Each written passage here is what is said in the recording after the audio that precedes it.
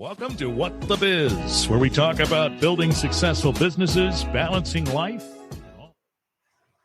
Sorry, I hit the wrong button, so I'm going to just restart that.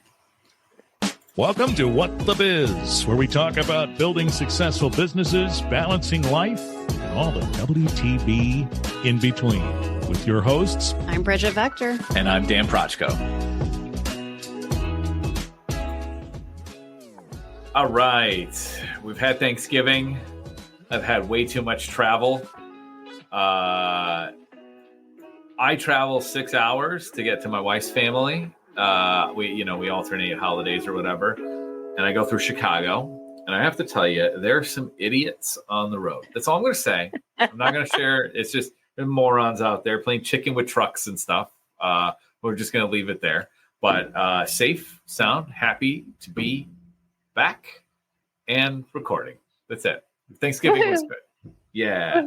So we went out to my family, my wife's family's farm. It's quieter, it's slower, it's a different change of pace. It's nice. Decompress a little. Yeah. Oh, whiskey. Let me tell you, the whiskey flew. And we are going to see him for Christmas. So we did the whole Christmas thing as well together, some gifting. So really good time. It was really good time. Yeah, awesome. Our Thanksgivings anymore are pretty quiet, low key. We get together with my parents. We often do like a friends thing, so that took place. Nice. We typically do it, and we did it this year the Friday after. So you get your family stuff done the day of, and then Friday is kind of like, oh, here's a fun friends Thanksgiving. So it's always a good time. Husband's family, his parents moved out to Arizona. So while they used to host Thanksgiving, that kind of has gone by the wayside for now. So we'll see them at Christmas time when they come back to Michigan for a little while. So gotcha. Yeah, and I'm gearing up to leave tomorrow, actually, for a conference in Arizona. So doing a business event out there. I'm super excited for this one, taking a friend with me. So we're going to spend a few extra days out in Arizona. Now, you're part of this program, though, right? I am, yes. Yeah, it's Business by Design. And they do an annual conference. So being part of it, I got a free ticket this year, and then they were able to open it up for guests. So I actually bought one so my friend can go experience it with me. So looking forward to it. I think it's going to be a really awesome event. If you haven't heard of James Wedmore, he does have a podcast, and he is just a really awesome, inspirational business person. So, I'm excited to see what they bring to us. Totally excited for you to head out there and do that. That's cool. And I love Arizona. Cool. It's like if I were going to move somewhere, I would move there. But my husband says there are not lakes in the desert, and he cannot fish there, so I cannot move there. He's not wrong. They do have some lakes. They do have some, just not. They enough. Do have some lakes. Totally. Yeah. All right. Well. Yeah. Gotcha. Well, so today we are talking about a really important topic. I love this topic. No, I do too. I totally like it. Pricing signals. Because when it relates to services or products, a lot of people think about, say, packaging, the look, the feel, the materials, or the marketing around it of how do we position it, the language we use, are we going to advertise for it? Do we sell it e-commerce, in-store? And the photography, if it's a product, et cetera. And one of the things a lot of people forget about is the price. It's a really important piece around marketing, actually, and of course profitability, of course. But price says a lot to what's going on. For instance, I'm going to share a story here. We have been evaluating adding a new service because it aligns with our website service so well around local SEO. And we have been talking with a ton of platforms that help with, review management, building listings, et cetera, et cetera. And so as we were evaluating all these platforms, price is one of the things we ask. And so I've got this spreadsheet because I'm a freaking nerd about this. I got a spreadsheet of here's all the features of everything and here's the cost. And this one platform I was talking to costs like 4 times less than everybody else. Okay. Now there's That's some that cost significant. no, it is. There's like some that cost like 300 plus. Okay. There's like 2 outliers. They're at the top. Okay. Then there's this whole like middle bunch. Okay. That are all together at kind of the same price point. And then there's this one that was like really, really, it was 4 times less than the middle bunch, not even the high bunch, like 4 times less. And I literally had to ask the guy, like, the rep I was talking to, the gentleman, I was like, hey, I have a concern. It's that you cost 4 times less than everybody else. What's like, I'm worried. Like, honestly, it's a worry because everybody's in this bunch at this price point and you're coming in really, really low. And I didn't really get a good answer, which didn't make me feel great. But I mean, the signal for me is these are software platforms. If you don't charge enough, you can't develop new features because you don't have enough money to pay for developers, meaning you're going to be behind everybody else. Okay, now maybe it's their strategy to grow quickly and do it on scale, but based on the numbers I heard, because I asked, they were kind of in line with other players, So then the other question is, are you using VAs? Are you using, other parties in other parts of the world? May not be consistent. Maybe it is, it's common to do that, but it's just that worry. There's those that are super pricey. It's like, well, are they luxury or do they just cost a lot? Or are they geared toward enterprise because they have features that are for those, which is very true. And then that whole middle bunch, which was a range, was, gives me some things to choose from. But then this low one, it's just signal. And I think a lot of businesses and owners who are starting new businesses or haven't checked their prices in a while forget about this piece and how important it is. Yeah. So we've noticed this with our clients, and we like to encourage them to do part of the whole SWOT analysis that everybody's heard of. But this is a really good reason why. Like, if you aren't keeping a pulse on what others in your industry or your market or your area are doing around pricing, and you become one of those outliers, you are one then that kind of has the question mark around it. Like, why are they so expensive, or why are they so cheap? And it isn't that you should be like the same as everybody else, but if you're going to be an outlier on the more expensive side, showcase how you're the luxury, because then you're going to be attracting in those clients. Yes. And I love that we're talking about this, because pricing is one of those things that impacts so many areas of your business. Like, it isn't just about profit, even though that's very important. I mean, you're talking about style, brand, the people you're bringing in, like what customers are you going to attract? And if we're going to touch on like sales at some point, like running sales, I have a great story around that. Totally. So look, everybody I talk to, and even me, I advise everybody, like, be the luxury brand. That's what you want to be. Okay. Now you have to commit to that, because you're not going to have a lot of clients. Your sales cycles are going to be a little longer, and your marketing has got to be real slick, and you're going to spend a lot to make that happen. Okay. So it's jarring for some clients to go down that route. In some industries, just, you can't do it. If you make screws, you manufacture screws, it's really hard to be a luxury screw. You don't see them, they're hidden within an object. Like, what does it matter? Okay. So there's some places now, some screw manufacturer is going to call me and be like, you're a jerk. We are the luxury screw maker. And I will stand corrected. Look, I'm sure there is a luxury screw maker. I'm not going to lie there, but my point is there are certain industries and products that are commodities. There's many substitutes for them, and it makes it really hard to be the luxury item. I would actually argue that's a place where you should be a luxury item, because when there's so much choice, you need to stand apart.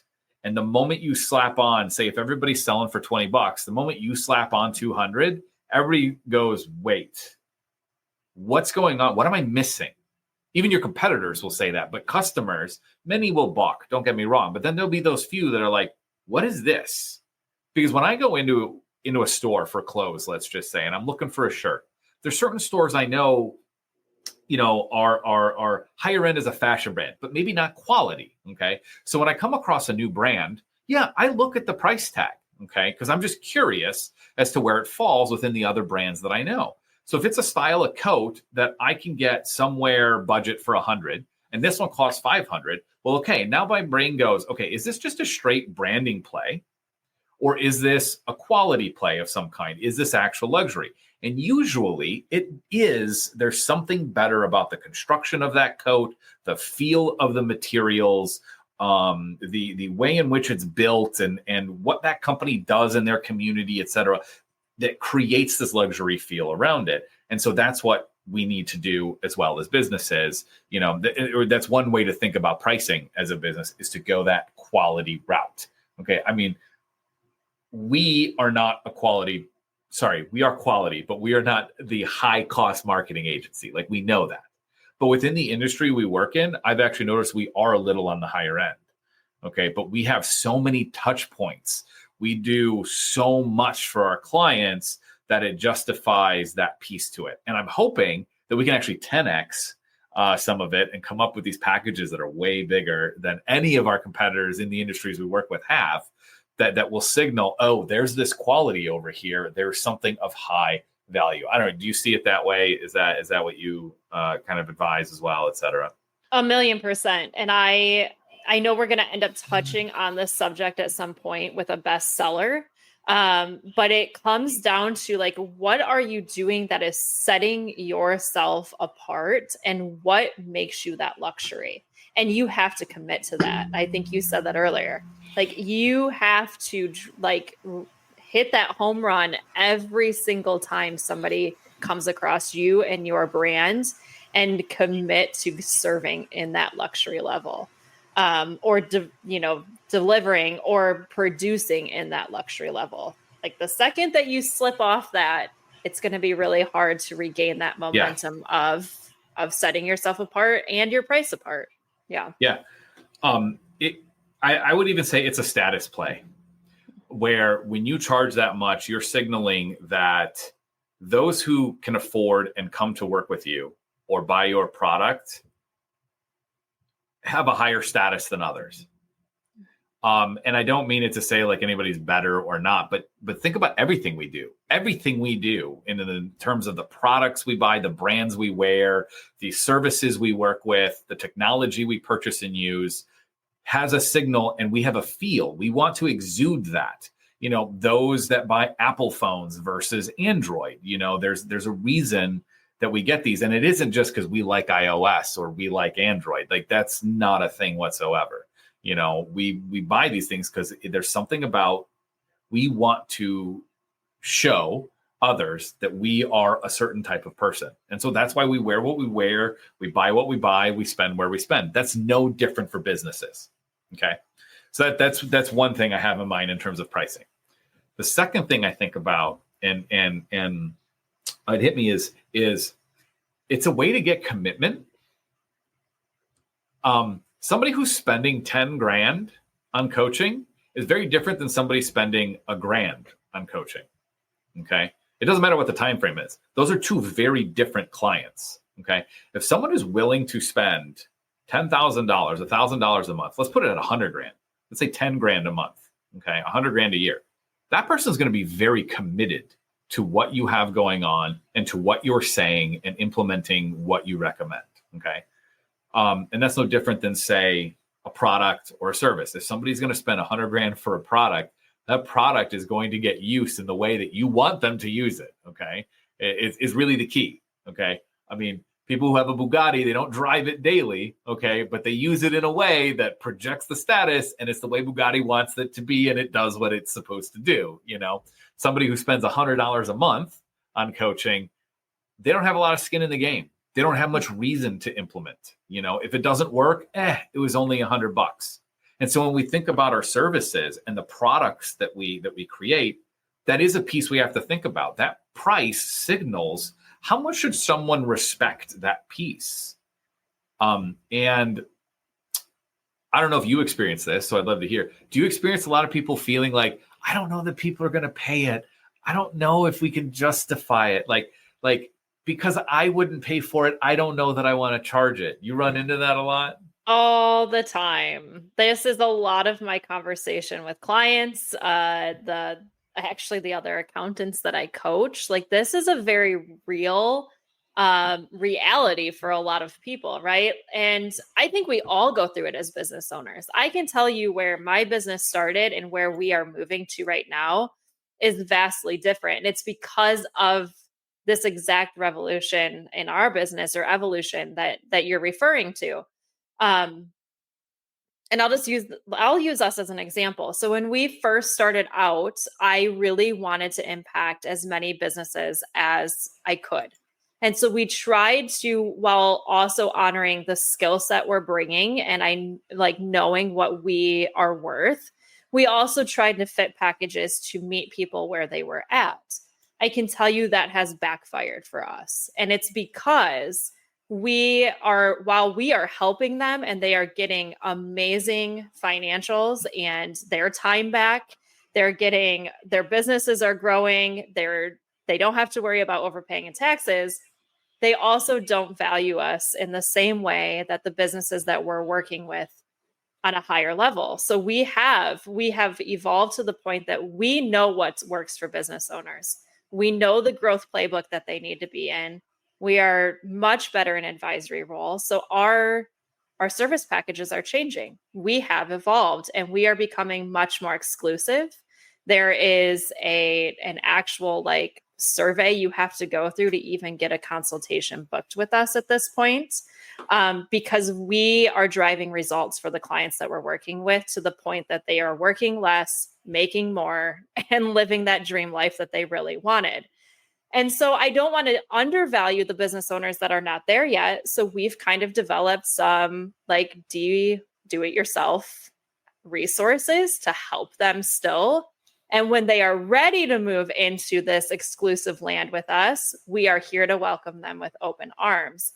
But without that transition in our own business and saying, hold on a minute, we can't serve the ideal clients we want to serve and help those that really want to grow. If we continue to serve everybody and price like we're serving everybody, we wouldn't be doing what we're doing now and impacting who we're impacting. So it's scary. I will tell you how scary it is to move from like, okay, can we really charge that, to saying we are totally worth this. We have mastered what needs to happen and now we're going to put it out in the world. But gosh, it is hard, and it is definitely a pricing reflection that has to happen.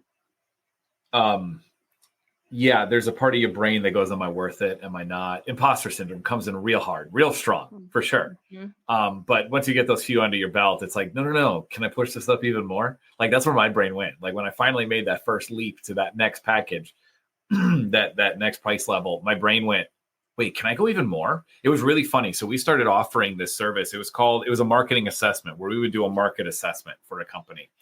And we would evaluate the last like 2-3 years of marketing campaigns, data and analytics. We would then also do like a SWOT analysis of the market and competitors and everything. And just hearing that now in my brain, I'm like, that's a minimum 10 grand, but we were charging $2 grand. Okay. We literally charged $2 grand. Okay. Some friends of mine were like, dude, that's like a 15 grand package. And I'm like, wait, what? Do you know the companies I work with? You know, like the size. And they're like, yeah, I think you still need to. So I didn't believe them. So I charged $5 grand for the next one. Sold that. Okay. At 5. So then I was like, wait, I need to go higher. So the next one was 7. The one after that was 10. The one after that is 12. I'm not kidding. Like I still haven't hit the ceiling of this thing. So it's really funny that I still haven't hit the ceiling and I'm still within the same realm of industry of people. And that imposter syndrome, like, why did it take me that long to get to 12 is really what my brain says now. Because I sold like 5-6 of these in that time span that I'm talking about. You know, I left like a good 20 grand on the table is really what that means. So that's a huge piece. Something else you talked about. Oh, sorry. Yeah, go on. I was just going to say, or a different spin is that you were growing and evolving during that to where like your impact and what you're delivering once you finally got to 12 is going to get them to refer you to others because you've grown and evolved through all of those that you've done. Oh, Just so make sure true. you're growing That's and very evolving. true. Yeah, yeah. And that is the other way to look at it, is for all that time when you charge less, you're training yourself. The Mhm. problem is how long can you consider yourself in training versus, no, you're an expert, that's worth it. Yeah. That's, I don't know that there's a third look for this, honestly. Well, It's no, and one or the other. I think it's really important to note that like you took that next step where many will continue to stay in that pricing strategy of lower and never of evolve. And this is kind of why this conversation today is so important. Like So important. when you're investing in yourself, keep evolving your pricing, and your pricing strategy should be reflective of the value that you're bringing, whether it be service, product, expertise, like whatever you're bringing. Yeah. Just remember to continue to price and have your pricing strategy reflect that. No, I think that's an important point, especially when you tie it in with the DIY, kind of community. The question in my brain is, it's a chicken and the egg question. Am I DIY because I actually love it, or am I DIY because I can't afford any other way? And sometimes it's a catch-22. We're stuck in a DIY phase, or where we feel we have to do everything because we're not making enough to feel safe to hire those people or outsource those things. So once you start making and command what you're worth, you have that that I say bandwidth, but it's that capital, you can afford to then branch out and hire in those people and do those things. And in the end, it will be a better, higher quality service anyway. 1,000,000%. So, yeah. One of the other places where pricing I find helps. Well, actually, before I go there, what are, because you were just doing something in this realm, what are some ways for us to come at pricing? To evaluate and to figure out what we should be charging, et cetera. So I love to start actually from the very end with the businesses that we're working with and say, what do you need from your business? Like, what do you actually need? Let's start there. That's cool. And then let's work backwards into like, how much do you really want to be working to achieve what you need? And do you want a team? Great. Let's take that into consideration. So I like to start with the end in mind. And then our growth playbook kind of just walks through like, what do you want to be known for? What are your values? Because that should also come into play with pricing. And it also comes into play. Are you luxury brand? Do you want to serve everybody that you can? Do you want to appeal to the masses? There isn't anything wrong with wanting to do that. So I don't want to come across like you should only be charging luxury prices. You can certainly charge the prices that impact a much larger pool of people. Just know that that's what your brand is going to show. And that's kind of where you're going to be targeting your audience at. I would say the other part, and I actually just did a training on this with one of my coaching groups. Working around your own insecurities and mindset is probably the most important place to start. Like, what, and you mentioned it, because I won't pay that, somebody else won't. Like, what in your money story or money mindset is holding you back from charging what you're worth? And, what do you feel like you don't know yet that you can't charge what you're worth? If it's something you need to go grow a skill, go grow that skill and then charge your worth. So I do like encouraging starting with like, what's your money story? What's holding you back? Like, why aren't you charging that? Because often I'm finding for all of our clients and my coaching, like students that I'm working with, it really stems from some sort of internal insecurity. Yeah. So, yeah. It's something I think all of us will fight from time to time, personally. Like it's not like just because I overcame it for that thing that I talked about earlier with those assessments that, oh, I'm free and I feel like I can charge whatever now. No, I'm fighting with it all the time, or battling it might be a better word for it. And the piece that I always tell myself over and over again is that I ask myself, am I making a decision for someone else? Because if I'm making a decision for someone else, I'm already cutting my legs out from under me. It's like anytime we sell a product or sell our services, we need the answer from the other person. If you're already saying no to yourself before you've even talked to someone, you will never get the sale. Like that, you can't do that. Like if I thought, will Bridget buy my services? Probably not. So I'm not going to talk to her. Then I'm never going to get the sale. And that's no different when it comes to pricing, no different when it comes to package building or any other decision. We should never decide for others. So I always think of that and then try to figure out, okay, how do I get to making this valuable, et cetera? Like that's the piece that I keep telling myself over and over again. Such a great point. Like, I love that you said that. Do not make the decision for others because you're already giving yourself a no. Yeah.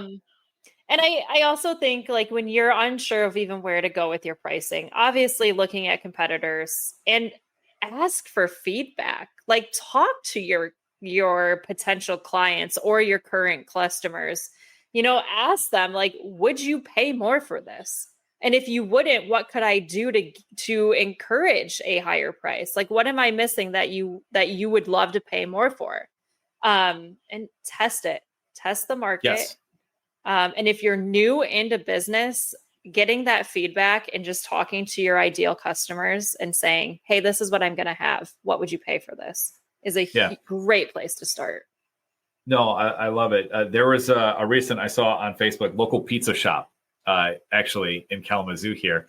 They do a yearly analysis of the pizza market, but they publish it publicly, which is the weirdest thing. I'm just like, that's strange. You don't keep it internally, but they're doing it to show their value and to show they literally do it and publish it to show where they fall in the industry because they feel that is highly valuable, just where they're at. They're not the most expensive. They're not the least expensive. Okay. So they try to position themselves as high quality at a reasonable price, et cetera. But the fact that they do the pricing for like pizza, small pizza, large pizza, multiple toppings, single topping, and they have a whole chart and table and they publish it publicly, it blows my mind. I'm just like, that's crazy. Like, I love it. So there is doing the market research because like we said and have said before, there's some things that people just expect to be in a certain price range. If you're in an area where, it's not super high affluence, okay, you're not going to charge for $100 pizzas. By the way, even in highly affluent areas, I don't know anybody's going to pay for a $100 pizza. Okay. If it's just a cheese pizza, like just because people have money doesn't mean they're stupid. Okay. So you can't charge more and just pose it as quality and people pay for it. It has to be quality, so if you're going to go the luxury route and charge a lot, it has to include a ton of other stuff. So it's like, if you're buying $100 pizza, it's like it's delivered in a limo on a velvet platter. You have a personal chef deliver. I mean, actually, like here's what's funny about quality luxury things. You could charge $1,000 for a pizza, but it does come in a limo. It comes with a pizza sommelier or whatever. They cut it on site, so it comes uncut to your home. And the person walks in and cuts it for you and then serves it on plates, but it's not your plates. They come with a special plate, one where the cheese doesn't stick and then dry and then you can't eat it all. It's just like, these are all the things that one could think about to make it a luxury experience. Now you're not going to sell hundreds. Experience. Yes, that's it. Yes. Yeah. You're not going to sell thousands of these pizzas, but the point is that's how you create a luxury thing, but it doesn't work in every area. Or in every geographic area or possibly in certain things. So I really like what you said about working backwards. I hadn't heard of it positioned that way. That's really cool. Like, here's the revenue and profit I want to make. Okay, here's all my overhead of what I have in costs. Here's how many clients I'd like to have that equals that. And if you work backwards, you get to, so here's what my package has to cost. Oh, that's easy. Like, I like that a lot. That's really cool. Simplifies it. Now, it. I kind of want to talk for a second. I don't know if you had somewhere else you're going to go, but I'm going to dive into it. Because I see this happening a lot where somebody will pick their price. And then because they're uneasy about it or somebody wavers or they don't get enough yeses, they start offering discounts and sales. And I hate this. I hate this so much. And I'm going to tell you why. When that happens, you are now attracting customers and clients that are going to expect a discount. They're going to expect a sale. They're only going to buy from you when there is a discount or a sale. And you are pretty much limiting yourself from ever being a luxury brand that can charge what you're actually worth, because you are now attracting clients and customers that don't want to pay that. And I've seen it. So there's an example of a fabulous two business owners who are just amazing at what they do. And they opened their new business. It's a med spa. And they tried to attract in initial customers by doing like a grand opening sale, etc. It worked really well. And so they've kind of marketed other sales and then other sales. And it has turned into this evolving like door of that is what they're attracting. That is kind of what is being expected of them. And they get huge sales and revenue around the sale periods. And then when they're not offering that, they kind of see a change. Yeah. And so we're now working into coaching with them, but they could be such a luxury brand, and I cannot wait to get them there because that's where they should be. And unfortunately, they just kind of dove into the sale discount. A med spa, totally luxury, totally. Yeah, no, I could totally see that in that realm. I don't think they have any reason where they have to do the discounting. Look, it is a strategy. It's just you set your pricing and everything to the point where you account for that discount. I mean, thinking about how, grocery stores you see or Kohl's and other places where everything's constantly on discount. Things are priced so that when things are on discount, they're still making money. It's not a place. So you're always pricing, understanding your strategy where you're going. So like for that client or for that med spa, I'd almost say raise your rates, keep doing the sales, but then at a certain point, get rid of the sales and say, we are just lowering our prices to X and they're just consistently low now.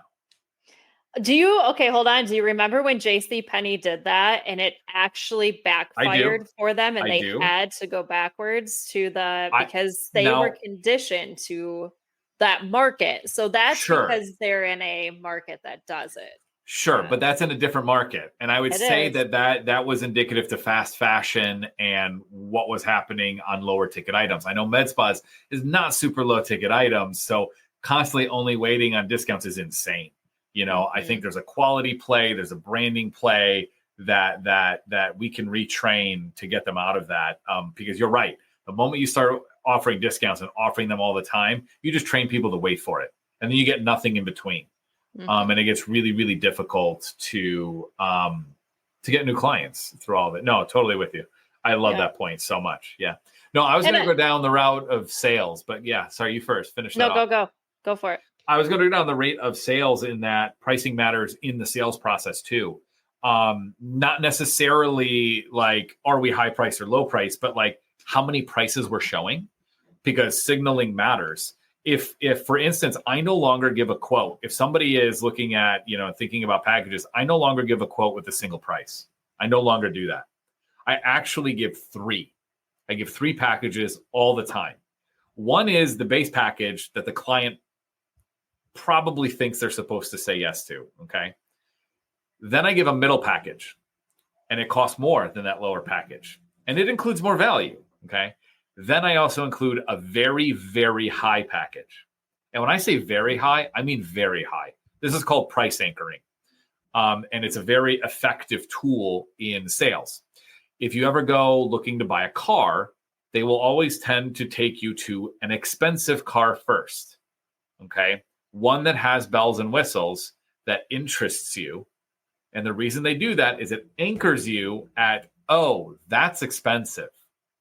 So then when they get you to the moderately priced vehicle, not even the low price, the moderately priced vehicle, you feel better about it because you're not spending whatever that high number is. Okay.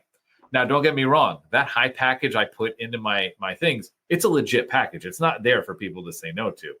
It's real and it has real value.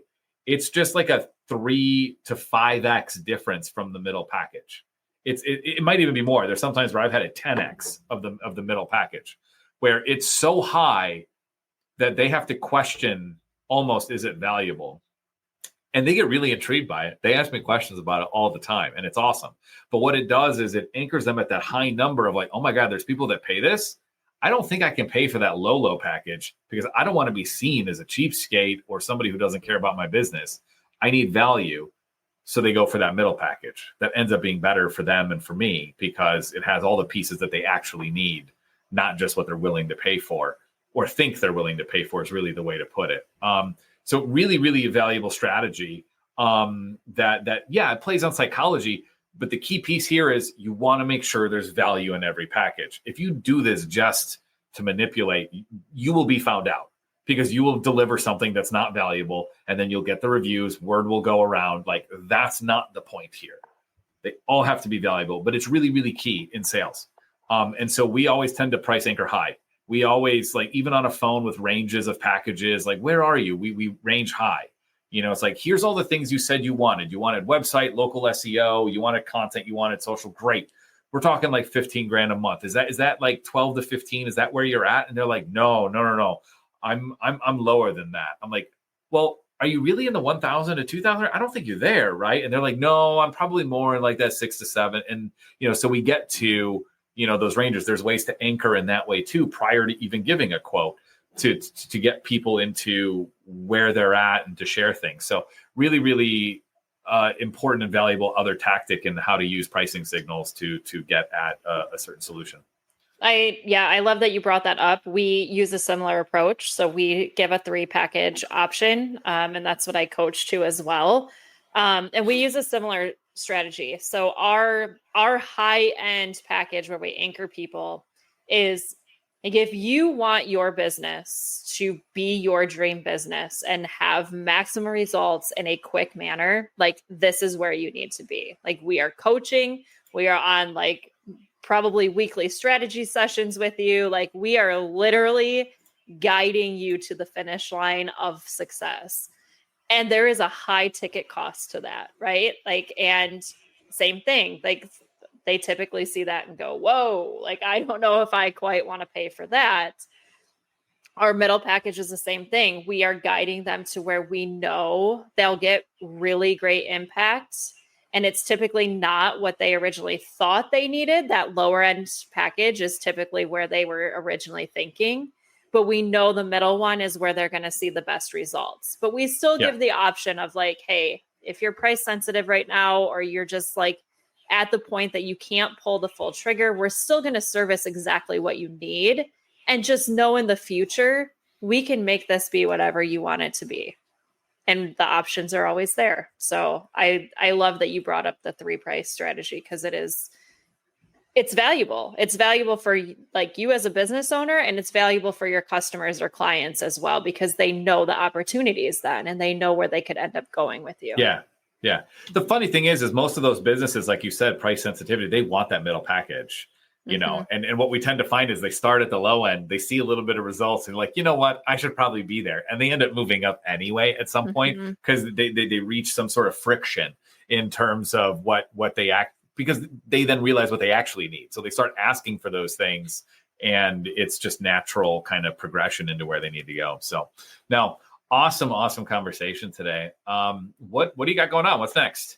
I mean, we're at the beginning of December, so really holidays are around the corner, and I know you're traveling tomorrow, but yeah. I am. Actually, we have just finished our official intake change form that we have. It's been a long time in the works, so it is the full strategy that I was mentioning today of you work through this, we kind of guide you to whether, you know, moving forward to a consultation makes the most sense for you as a business owner, or do you need a diagnostic review of what's happening in your books, or do you need some do-it-yourself route? Especially if clients aren't going to work on our preferred software, we have partners that we can refer them out to. So it is a form that we've had in the making that I am so excited to finally have, because it's going to give tons of value to those that are finding us, and tons of value to us as we're moving people kind of through our consultation process. That's awesome. That's cool. That sounds so mature. sounds so like aligned with the client, even, because, you know, you're getting all that info and it's just like, no, here's what you need. Like, we know it, you know. That's so cool. That's so awesome. I am just on the personal end, it's really looking forward to the holidays right now. I'm not going to lie. I love going to my family for Christmas in Chicago. And so I am just on the gift hunt right now for certain things. I have some gifts. I have some of them. I got an uncle who's really big on bourbon. So I got a nice bourbon for him and everything. And, got something from my dad. But yeah, looking for a couple others, and that's where I'm at. Just the gift hunt. Holiday I'm a bad season is my favorite time of year, and that's why we do a big push for all these big things. So like the forum, like you being like, oh, that's mature. Yeah, I pushed it out now because I know holiday I like to take. And Yep, I will take a break. admit, my youngest son is such a holiday lover as well. Our Christmas tree has been up since Halloween night. Like, No way. he That didn't early. even finish That's crazy. trick or treating, and he said, "It's November. It's time for a tree. Let's go home. We're Nice. decorating." So. Nice. We'll probably put one up soon too. But yeah, no, I'm just a bad gifter, is what it is. Like, not like that. I buy bad gifts. I wait till the last minute. Indecisive, so I have to start early. I was going to say, you're ahead of the game. Look at you. I am. I'm ahead of the game this year. So I'm glad you clarified, because because you said bad gifter, and I was like, it sounded like you're giving. No, I find good gifts. No, they're good. It's just I tend to like wait to the last minute, or and then it's just like it won't come in time. So it's just like, oh, here's the $5 grab bag thing I found. It's just like, you're horrible. So I don't want to be that guy. Way to this be year. proactive. So yeah, no, that's it. So cool. All right. Holidays are around the corner. You probably got questions about the new year. We've hit that point. So what questions do you have as it relates to maybe goal setting, or we just talked about price increases today. You got questions in that realm. We'd love to answer them, prepare our next few episodes for you. Leave us a voicemail or let us know through social media or our website, whatthebiz.com. And we will get that going for you.